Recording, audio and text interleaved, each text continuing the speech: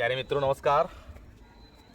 आज हम लोग पुनः एक नए वीडियो के साथ, ठंडी का मौसम भी वैसे ही चल रहा है। मित्रों, हम लोग चर्चा करेंगे आज अपने देश की एक विरासत जिसे आयुर्वेद कहते हैं।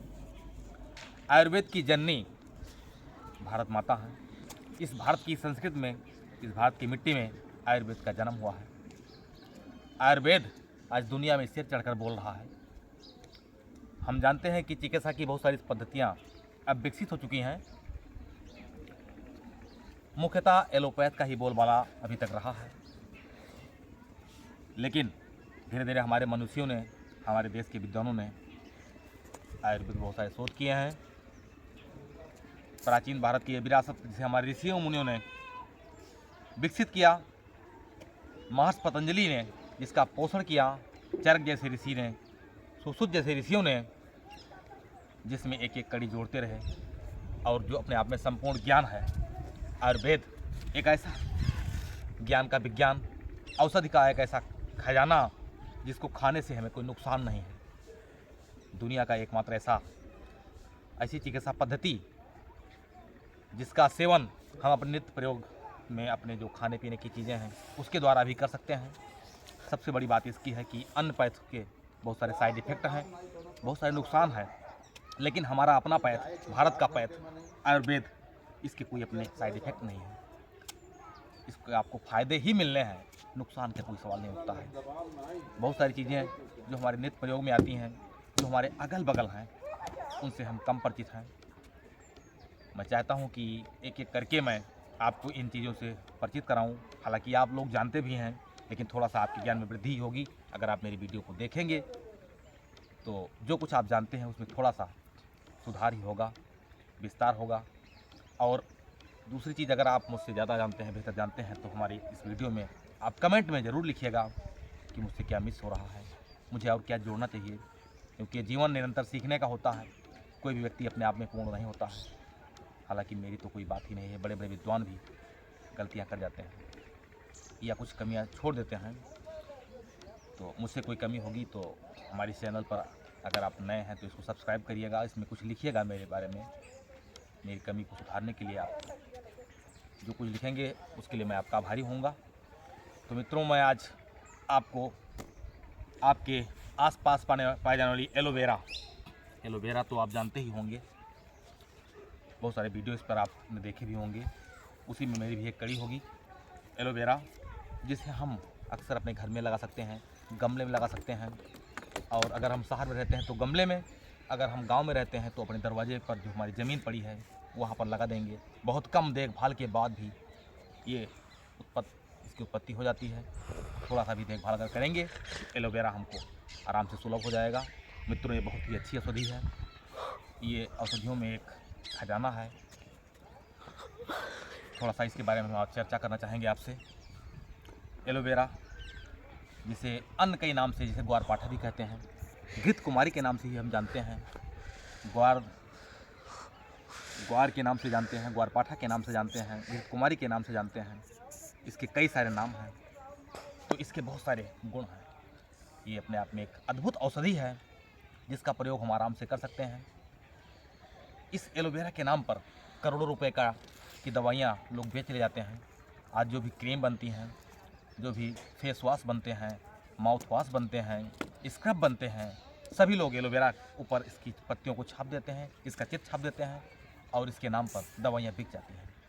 तो सीधे इसका प्रयोग अगर हम करें, इसके बारे में हम जान लें, स्वयं प्रयोग करें, तो एक तो हमारे पैसे बच जाएंगे, और दूसरी बात, हमारे अंदर भी आत्मविश्वास का भाव पैदा होगा कि हमको भी कुछ जानकारी है, कुछ दवाइयाँ हम स्वयं जानते हैं, इसका प्रयोग कर सकते हैं। तो थोड़ा सा इसके गुणों के बारे में हम जानना चाहेंगे। एलोवेरा में एसीमेनान और एलोवेराज दो रसायन पाए जाते हैं, दो केमिकल पाए जाते हैं, और ये केमिकल हमारे शरीर में जो हमारा ब्लड होता है, हमारे ब्लड 3 चीज़ों से मिलकर बना होता है। आप जानते हैं कि आरबीसी, डब्ल्यूबीसी और प्लेटलेट। आरबीसी, डब्ल्यूबीसी, प्लेटलेट, इन तीनों में से डब्ल्यूबीसी का काम होता है हमारे शरीर में इम्यूनिटी का विकास करना, इम्यूनिटी को डेवलप करना। तो इम्यूनिटी को डेवलप करने में डब्ल्यूबीसी की बड़ी भूमिका होती है। अगर हमारा डब्ल्यूबीसी कम हो रहा है तो डब्ल्यूबीसी के घटने पर हमारे शरीर में बहुत सारे संक्रमण, बहुत सारी बीमारियां अपने आप घर बनाने लगती हैं।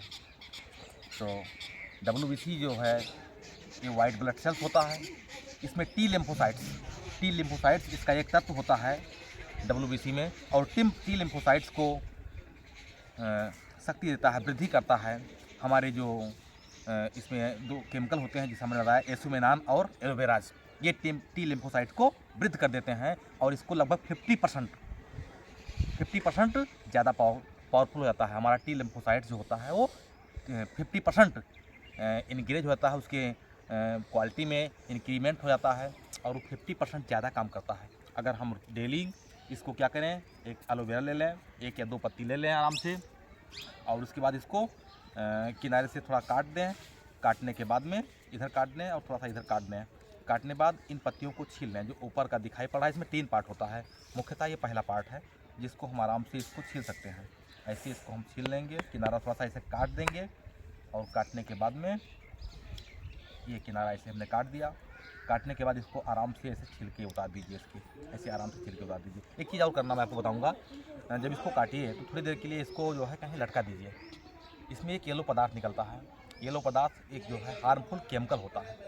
अगर आप उस केमिकल को 1 घंटे के लिए इसको काट करके और ऐसे टांग दीजिए कहीं, जो पिन वगैरह होती है जैसे हम कपड़े वपड़े सुखाते हैं उसी पर पिन लगा करके इसको आप ऐसे टांग दीजिए, तो कुछ देर में येलो पदार्थ, हालांकि इसका निकल चुका है येलो पदार्थ, 1 घंटे के लिए इसको आगे टांग दीजिए।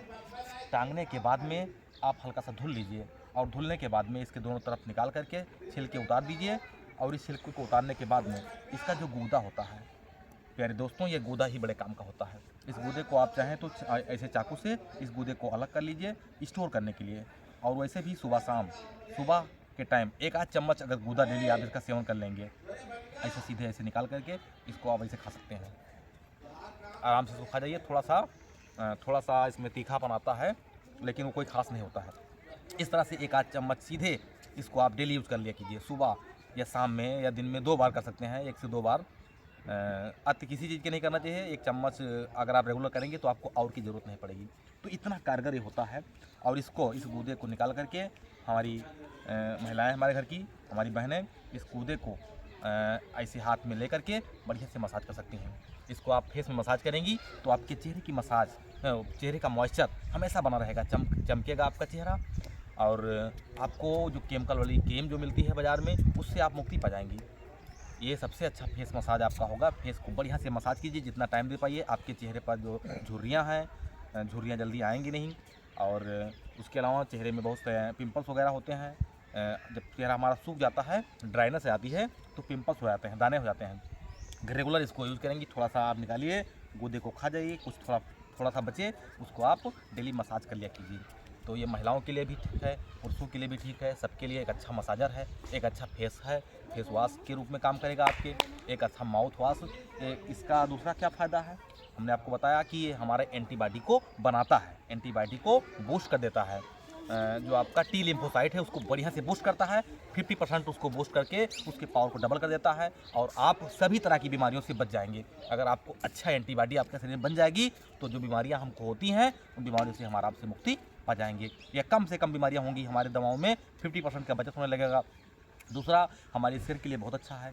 हमारी स्किन को आप इसको अच्छे से चेहरे में मसाज कर लीजिए, हाथ पाँव में मसाज कीजिए तो आपका मॉइस्चर बना रहेगा।